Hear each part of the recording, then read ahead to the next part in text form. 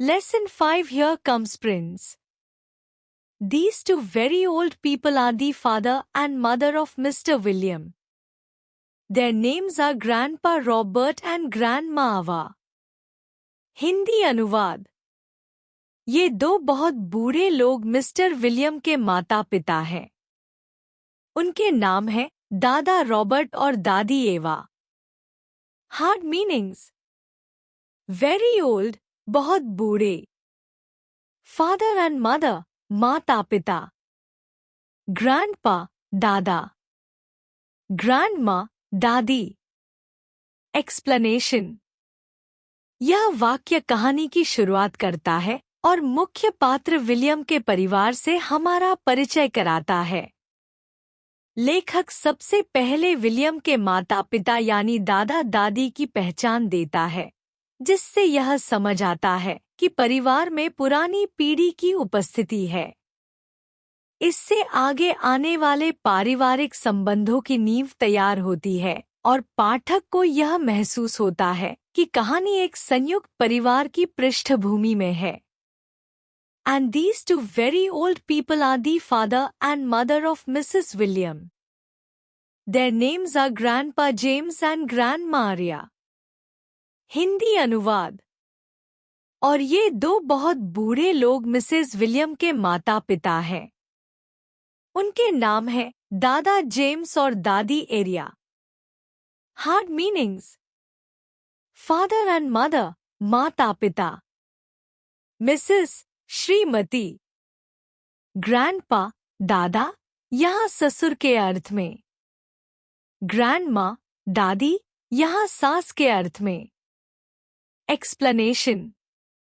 इस वाक्य में लेखक परिवार के दूसरे बुजुर्ग जोड़े से परिचय कराता है, जो मिसेस विलियम के माता पिता हैं।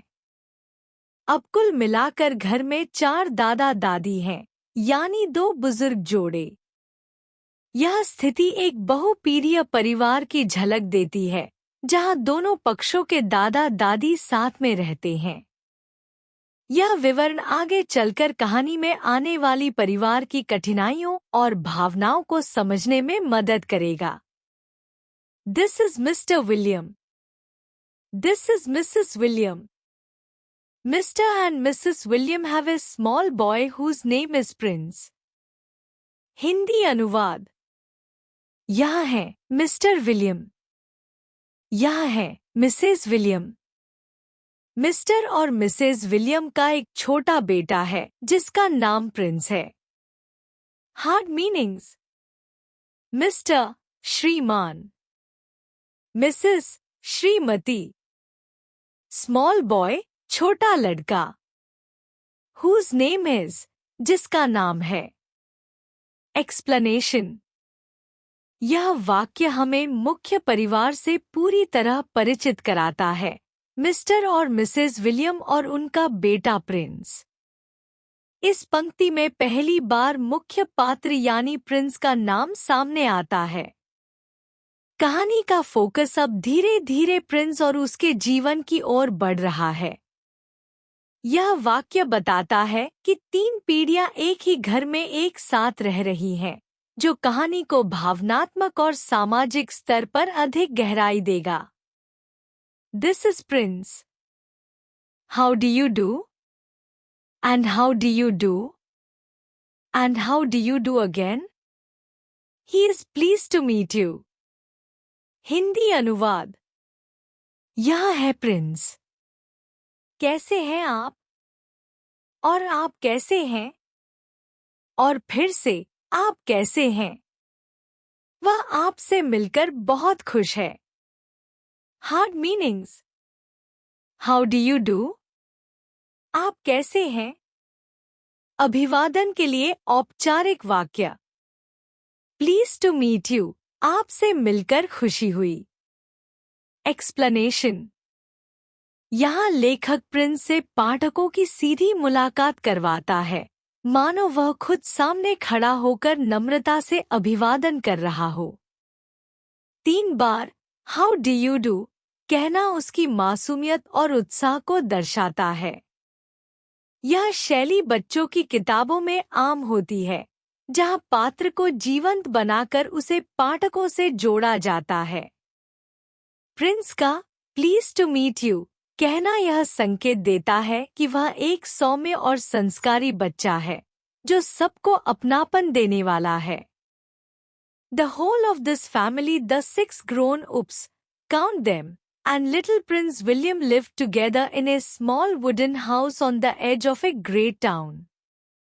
The house wasn't nearly large enough for so many people, and life was extremely uncomfortable for them all. Hindi अनुवाद। पूरा यह परिवार 6 बड़े लोग, गिनिए, और छोटा प्रिंस विलियम एक छोटे से लकड़ी के घर में एक बड़े शहर के किनारे पर साथ रहते थे। वह घर इतने सारे लोगों के लिए बिल्कुल भी बड़ा नहीं था और सभी के लिए जीवन बेहद असुविधाजनक था। Hard meanings. Whole of this family, पूरा परिवार। ग्रोन उप्स, बड़े लोग। Edge of a great town, बड़े शहर का किनारा। नियरली, बिल्कुल भी। अनकंफर्टेबल, असुविधाजनक। एक्सप्लेनेशन। इस हिस्से में लेखक परिवार की स्थिति और कठिनाइयों का चित्रण करता है।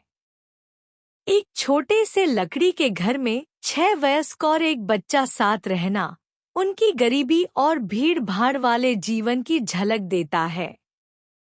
शब्दों का चयन जैसे काउंट देम और एक्सट्रीमली अनकंफर्टेबल यह दिखाता है कि उनकी जिंदगी संघर्षों से भरी हुई थी। यह पारिवारिक पृष्ठभूमि आगे आने वाली भावनात्मक कहानी की आधारशिला बनाती है। There were only 2 rooms in the place altogether, and there was only 1 bed. The bed was given to the 4 old grandparents because they were so old and tired. They were so tired, they never got out of it. Grandpa Robert and Grandma Ava on this side, Grandpa James and Grandma Arya on other side. Hindi अनुवाद। उस पूरे घर में कुल मिलाकर केवल 2 कमरे थे और उसमें केवल एक ही बिस्तर था। वह बिस्तर चारों बूढ़े दादा दादियों को दिया गया था क्योंकि वे बहुत बूढ़े और थके हुए थे। वे इतने थके हुए थे कि बिस्तर से कभी उठते ही नहीं थे। दादा रॉबर्ट और दादी एवा इसोर और दादा जेम्स और दादी एरिया दूसरी ओर लेटे रहते थे। Hard meanings. ऑल टुगेदर, कुल मिलाकर। गिवन टू, दिया गया। टायर्ड, थके हुए। गॉट आउट ऑफ इट, उससे बाहर निकले। एक्सप्लेनेशन। यह भाग घर की संकीर्णता और बुजुर्गों की स्थिति को उजागर करता है। 2 कमरों में एक ही बिस्तर है और वह भी चारों बूढ़े लोगों को दिया गया है क्योंकि उनकी उम्र और कमजोरी उन्हें बिस्तर से उठने नहीं देती। उनके नाम और दिशा का उल्लेख इस दृश्य को चित्रात्मक और यथार्थपूर्ण बना देता है। यह स्थितियां यह दिखाती हैं कि यह परिवार अत्यधिक गरीबी और सीमित संसाधनों में जी रहा है, फिर भी बुजुर्गों का सम्मान और देखभाल बनाए रखा गया है। Mr. and Mrs. William and little Prince William slept in the other room, upon mattresses on the floor. In the summertime, this wasn't too bad, but in the winter, freezing cold drafts blew across the floor all night long, and it was awful. There wasn't any question of them being able to buy a better house or even one more bed to sleep in. They were far too poor for that. Hindi अनुवाद। Mister और Mrs William और छोटा Prince William दूसरे कमरे में फर्श पर बिछी गद्दियों पर सोते थे। गर्मियों में यह ज्यादा बुरा नहीं था, लेकिन सर्दियों में ठंडी हवाएं पूरी रात फर्श पर बहती थी और वह बहुत भयानक होता था। उनके लिए एक बेहतर घर खरीदना या यहाँ तक कि एक और बिस्तर खरीदना संभव ही नहीं था। वे इतने गरीब थे कि यह सोच भी नहीं सकते थे। Hard meanings.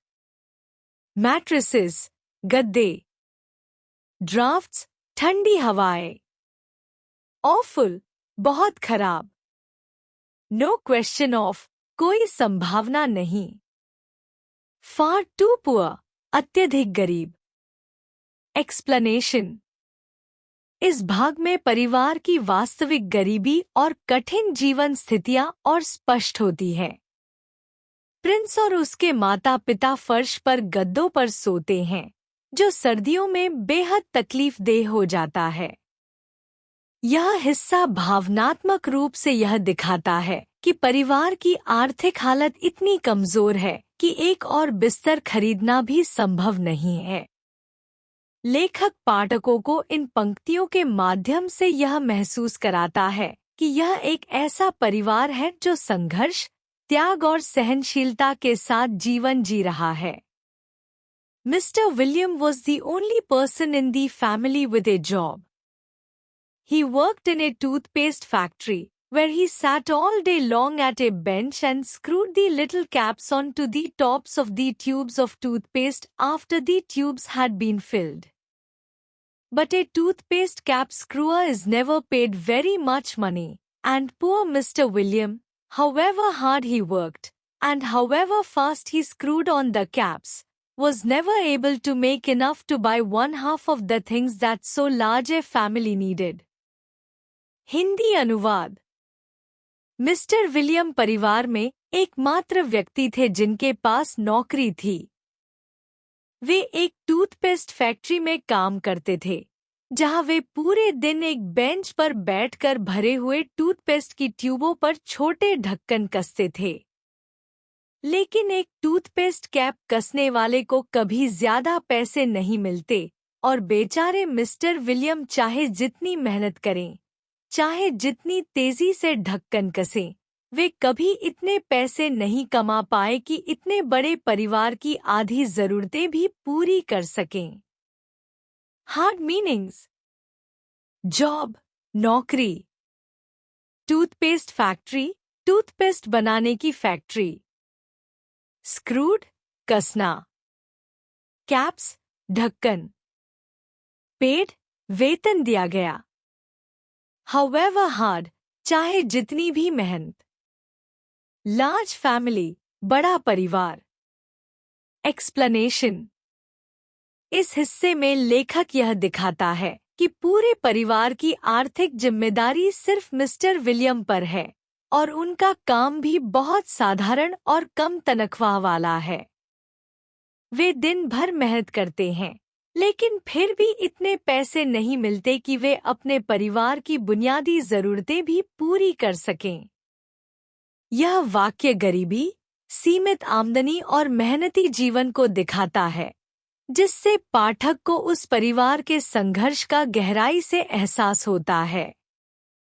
There wasn't even enough money to buy proper food for them all. The only meals they could afford were bread and margarine for breakfast, boiled potatoes and cabbage for lunch, and cabbage soup for supper. Sundays were a bit better. They all looked forward to Sundays because then, although they had exactly the same, everyone was allowed a second helping. Hindi अनुवाद। उनके पास सभी के लिए ठीक से खाना खरीदने तक के पैसे नहीं थे। वे केवल इतना ही भोजन कर सकते थे, नाश्ते में ब्रेड और मार्जरीन, दोपहर के खाने में उबले आलू और पत्ता गोभी, और रात के खाने में पत्ता गोभी का सूप। रविवार कुछ बेहतर होता था। वे सभी रविवार का इंतजार करते थे क्योंकि उस दिन भले ही खाना वही होता, लेकिन हर किसी को दूसरी बार लेने की अनुमति होती थी। Hard meanings. प्रॉपर फूड, अच्छा और पर्याप्त भोजन। मार्जरीन, मक्खन जैसा एक सस्ता खाद्य पदार्थ। बॉइल्ड पोटैटोज, उबले हुए आलू। कैबेज, पत्ता गोभी। सप्पर, रात का खाना। सेकंड हेल्पिंग, दूसरी बार खाना परोसा जाना। एक्सप्लेनेशन। इस भाग में परिवार की दैनिक भोजन संबंधी कठिनाइयां दिखाई गई हैं। उनका भोजन इतना सीमित था कि एक ही तरह की साधारण चीजें हर दिन खाई जाती थी।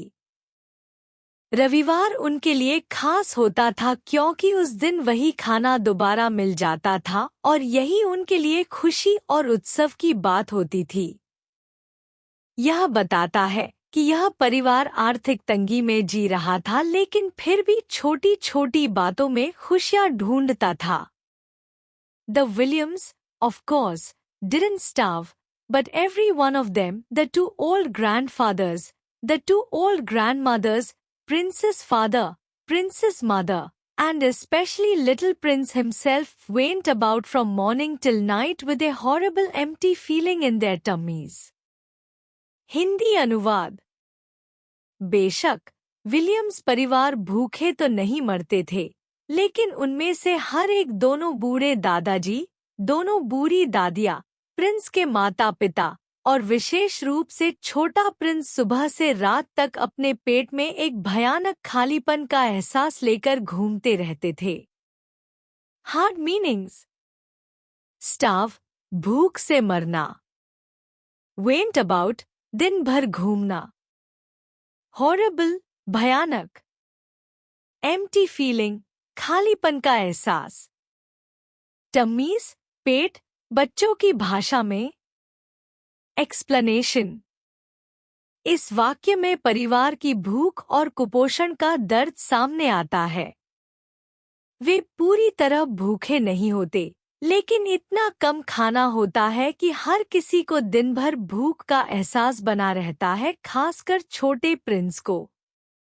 यह भावनात्मक पंक्ति पाठकों को गरीबी की पीड़ा से जोड़ती है और बताती है कि ये लोग हर दिन जीवन की बुनियादी जरूरतों के लिए संघर्ष कर रहे हैं, फिर भी मजबूती से टिके हुए हैं। Prince felt it worst of all. And although his father and mother often went without their own share of lunch or supper so that they could give it to him, it still wasn't nearly enough for a growing boy. He desperately wanted something more filling and satisfying than cabbage and cabbage soup. The one thing he longed for more than anything else was chocolate. Hindi अनुवाद। Prince को यह सबसे ज्यादा महसूस होता था, और यद्यपि उसके माता पिता अक्सर अपना दोपहर या रात का खाना नहीं खाते थे ताकि वे उसे दे सकें, फिर भी वह एक बढ़ते हुए बच्चे के लिए बिल्कुल भी पर्याप्त नहीं था। उसे पत्ता गोभी और उसके सूप से ज्यादा भरपेट और संतोषजनक कुछ चाहिए था। वह एक चीज जो उसे सबसे ज्यादा चाहिए थी, वह थी chocolate. Hard meanings. Felt it worst of all, सबसे ज्यादा महसूस किया। वेंट विदाउट, बिना खाए रहना। शेयर, हिस्सा। डेस्परेटली, बुरी तरह से। फिलिंग, पेट भरने वाला। सैटिस्फाइंग, संतोष देने वाला। लॉन्ग्ड फॉर, तरसना। एक्सप्लेनेशन। यहाँ लेखक दिखाता है कि गरीबी का असर बच्चों पर सबसे अधिक पड़ता है।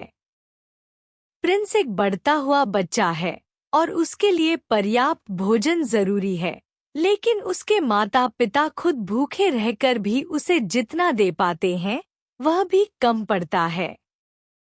पत्ता गोभी और उसका सूप उसकी भूख को शांत नहीं कर पाते। वह चॉकलेट के लिए तरसता है जो न सिर्फ एक स्वादिष्ट चीज है, बल्कि उसके लिए एक सपना, एक खुशी और एक लग्जरी की तरह है। यह भाग भावनात्मक रूप से दिखाता है कि कैसे एक मासूम इच्छा भी किसी गरीब बच्चे के लिए एक दुर्लभ खजाने जैसी होती है। Walking to school in the mornings, Prince could see great slabs of chocolate piled up high in the shop windows, and he would stop and stare and press his nose against the glass, his mouth watering like mad. Many times a day, He would see other children taking bars of creamy chocolate out of their pockets and munching them greedily, and that, of course, was pure torture. Hindi अनुवाद। सुबह जब Prince school जाने के लिए चलता तो वह दुकानों की खिड़कियों में बड़ी बड़ी चॉकलेट की सिलियां ऊंचाई तक सजी हुई देखता और वह रुककर उन्हें घूरता, अपनी नाक शीशे से सटाकर खड़ा हो जाता और उसका मुंह पानी से भर जाता। दिन में कई बार वह देखता कि दूसरे बच्चे अपनी जेबों से मलाईदार चॉकलेट की टिकियां निकालते हैं और उन्हें लालच से चबाते हैं, और यह सब प्रिंस के लिए एकदम यातना जैसा होता था। Hard meanings. Slabs of chocolate, chocolate की मोटी सिलिया। पाइल्ड अप, ढेर में जमा हुआ। स्टेयर, टकटकी लगाकर देखना। प्रेस हिज नोज, अपनी नाक सटाना। माउथ वाटरिंग, मुंह में पानी आना। क्रीमी चॉकलेट, मलाईदार चॉकलेट। मंचिंग, चबाना। ग्रीडली, लालच से। प्योर टॉर्चर, बहुत पीड़ा। एक्सप्लेनेशन।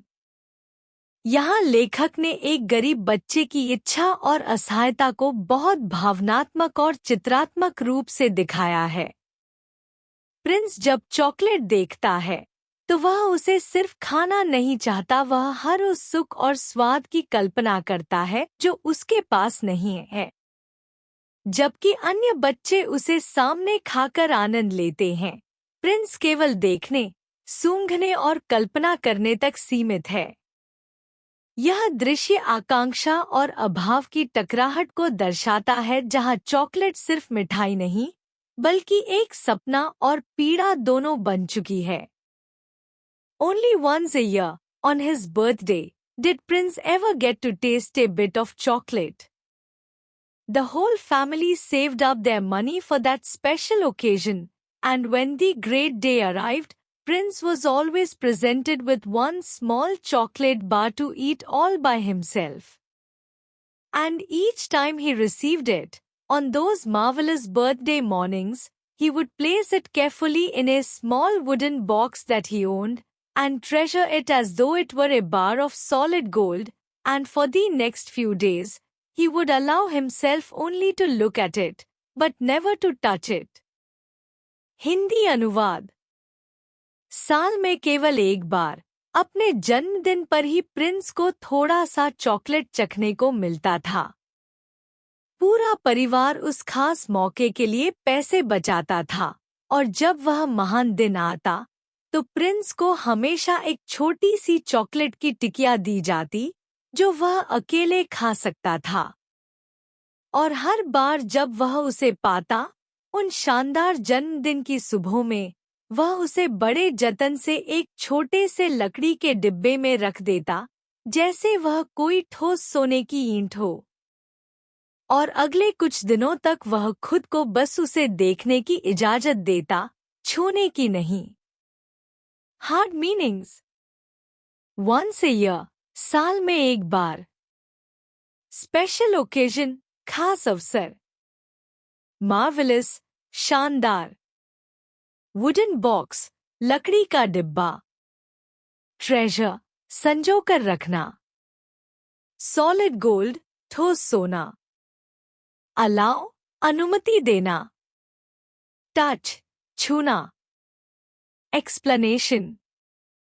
इस भाग में लेखक दिखाता है कि प्रिंस की दुनिया में चॉकलेट कितनी कीमती चीज है। जब साल में एक बार उसका सपना पूरा होता है तो वह उस चॉकलेट को सिर्फ खाने की वस्तु नहीं बल्कि एक कीमती खजाना मानकर रखता है। वह उसे ऐसे संभाल कर रखता है जैसे वह संपत्ति हो, और कई दिनों तक सिर्फ उसे देखकर ही खुश होता है। यह बताता है कि जब संसाधन सीमित होते हैं तो छोटी छोटी चीजें भी अपार आनंद और मूल्य का स्रोत बन जाती हैं। Then at last, when he could stand it no longer, he would peel back a tiny bit of the paper wrapping at one corner to expose a tiny bit of chocolate, and then he would take a tiny nibble, just enough to allow the lovely sweet taste to spread out slowly over his tongue. The next day, he would take another tiny nibble, and so on, and so on. And in this way, Prince would make his 6-penny bar of birthday chocolate last him for more than a month. Hindi अनुवाद। और आखिरकार जब वह और सहन नहीं कर पाता तो वह धीरे धीरे चॉकलेट की रैपर का एक कोना खोलता और थोड़ा सा चॉकलेट बाहर निकालता। फिर वह उससे एक छोटा सा कौर लेता, इतना छोटा कि मीठा स्वाद धीरे धीरे उसकी जीभ पर फैल जाए। अगले दिन वह फिर से एक छोटा सा कौर लेता और फिर अगला दिन और अगला दिन, और इस तरह प्रिंस अपनी 6 पैसे की चॉकलेट की टिकिया को 1 महीने से भी ज्यादा समय तक चलाता। Hard meanings. पील बैक, पीछे हटाना। रैपिंग, पैकिंग का कागज। टाइनी निबल, बहुत छोटा कौर। स्प्रेड आउट, फैलना। टेस्ट, स्वाद। लास्ट हिम, उसके लिए टिके रहना। 6 पेनी, 6 पैसे की कीमत का। एक्सप्लेनेशन। इस भाग में प्रिंस की संयम, धैर्य और खुशी को संजोने की भावना दिखाई गई है। वह चॉकलेट को एक साथ खाने के बजाय हर दिन थोड़ा थोड़ा चखता है ताकि वह आनंद ज्यादा दिनों तक बना रहे। यह उसकी कमी में जीने की कला और साधारण चीजों से भी असीम खुशी निकालने की प्रतिभा को दर्शाता है। एक छोटे बच्चे का यह व्यवहार बहुत मार्मिक है, जो हमें यह सिखाता है कि सच्चा आनंद मूल्य में नहीं, भावना में होता है। But I haven't yet told you about the awful thing that tortured little Prince, the lover of chocolate, more than anything else. This thing, for him, was far, far worse than seeing slabs of chocolate in the shop windows or watching other children munching bars of creamy chocolate right in front of him. It was the most terrible, torturing thing you could imagine, and it was this. In the town itself, actually within sight of the house in which Prince lived, there was an enormous chocolate factory. Just imagine that. Hindi अनुवाद। लेकिन मैं अभी तक आपको उस भयानक बात के बारे में नहीं बता पाया हूँ, जो छोटे प्रिंस को, जो चॉकलेट से बेहद प्यार करता था, बाकी सभी चीजों से ज्यादा तड़पाती थी। यह चीज उसके लिए दुकान की खिड़कियों में चॉकलेट की सिलियां देखने या दूसरों बच्चों को मलाईदार चॉकलेट खाते हुए देखने से भी कहीं ज्यादा तकलीफदेह थी। यह ऐसी भयंकर यातना थी जिसकी आप कल्पना भी नहीं कर सकते, और वह थी उसी शहर में जहां प्रिंस रहता था। उसकी घर की खिड़की से दिखने वाली दूरी पर एक विशाल चॉकलेट फैक्ट्री थी। जरा सोचिए। Hard meanings. ऑफुल, भयानक। टॉर्चर्ड, तड़पाया। स्लैब्स, मोटी सिलिया। क्रीमी चॉकलेट, मलाईदार चॉकलेट। मंचिंग, चबाना। टेरिबल, बहुत बुरा। विदिन साइट, नजर के भीतर। एनॉर्मस, विशालकाय। एक्सप्लेनेशन। लेखक यहाँ पर चॉकलेट प्रेमी प्रिंस की सबसे बड़ी पीड़ा को उजागर करता है। यह कोई साधारण दर्द नहीं था, बल्कि उसके घर के इतने पास एक दुनिया की सबसे बड़ी चॉकलेट फैक्ट्री का होना, और फिर भी उसका उसके अंदर जाना तो दूर, चखना तक नसीब न होना। यह उसकी तड़प को और भी गहरा बना देता है। यह दृश्य हमें यह सोचने पर मजबूर करता है कि जब कोई चीज हमारे बिल्कुल सामने हो और फिर भी हमारी पहुंच से दूर हो, तो वह कितना मानसिक रूप से यातनादायक अनुभव हो सकता है, खासकर एक मासूम बच्चे के लिए। And it wasn't simply an ordinary enormous chocolate factory, either. It was the largest and most famous in the whole world. It was Marshmallow's factory, owned by a man called Mr. Marshmallow, the greatest inventor and maker of chocolate that there has ever been. And what a tremendous, marvelous place it was.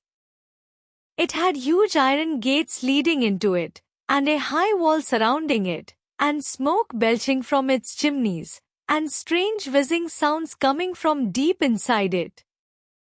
And outside the walls, for half a mile around in every direction, the air was scented with the heavy rich smell of melting chocolate.